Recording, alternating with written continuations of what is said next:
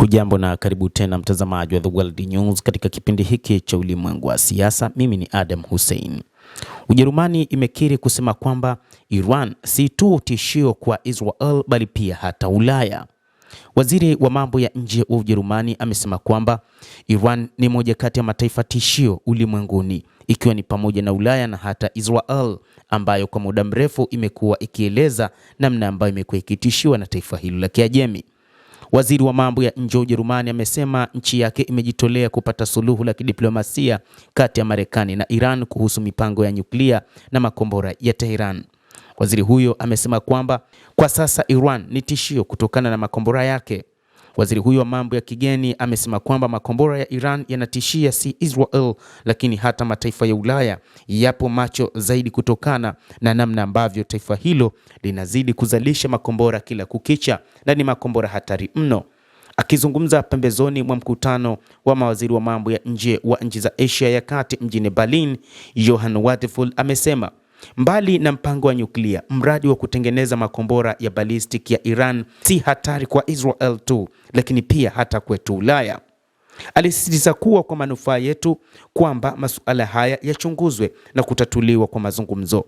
Katika wiki za hivi karibuni, Ujerumani imechukua msimamo mkali zaidi kati ya nchi za Ulaya dhidi ya mauaji ya waandamanaji nchini Iran.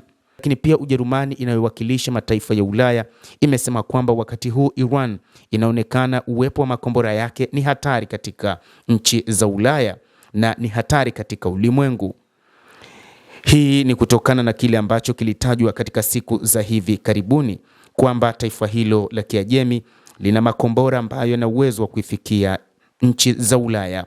Hata hivyo, inaelezwa kwamba taifa la Iran sasa limeendelea katika teknolojia ya uzalishaji wa makombora pamoja na silaha, na sasa mataifa ya magharibi yamekuwa yakiona kwamba taifa hilo linakuwa ni tishio katika zama hizi. Iran ni moja kati ya mataifa yenye silaha nyingi za makombora ya masafa marefu na ni taifa lenye hifadhi kubwa ya makombora hayo yanayotajwa kwamba yapo chini ya ardhi yaliyohifadhiwa kwa ajili ya mapambano. Hata katika siku za hivi karibuni, Iran ilisema kwamba imehakikisha inakuwa na uwezo wa kujilinda vilivyo, na hata mpango wake wa nyuklia imesema hautojadiliwa katika mazungumzo kati ya Marekani pamoja na Iran.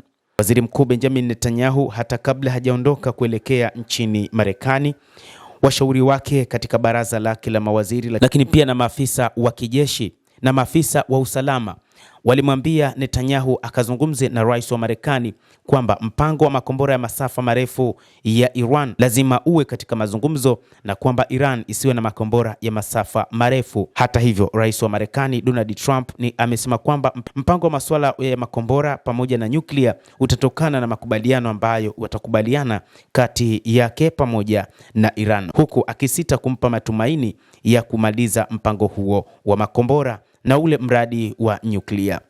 Mataifa kama vile Urusi pamoja na China yameonya kwamba Iran ina haki ya kumiliki nyuklia, lakini pia ina haki ya kujilinda kutokana na makombora ya masafa marefu.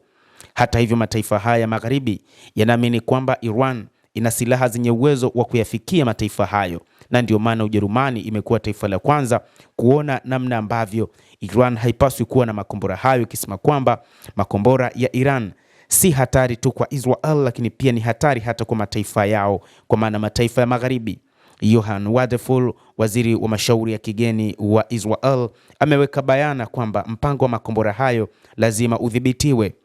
Ikumbukwe hata mataifa ya magharibi ndio ambayo yalianza kuwa na makombora ya masafa marefu, ambapo mataifa hayo kwa muda mrefu yaliweza kutengeneza makombora, lakini kwa sasa wanaona teknolojia ya hali ya juu ya Iran inazidi kuwa tishio kwa upande wao.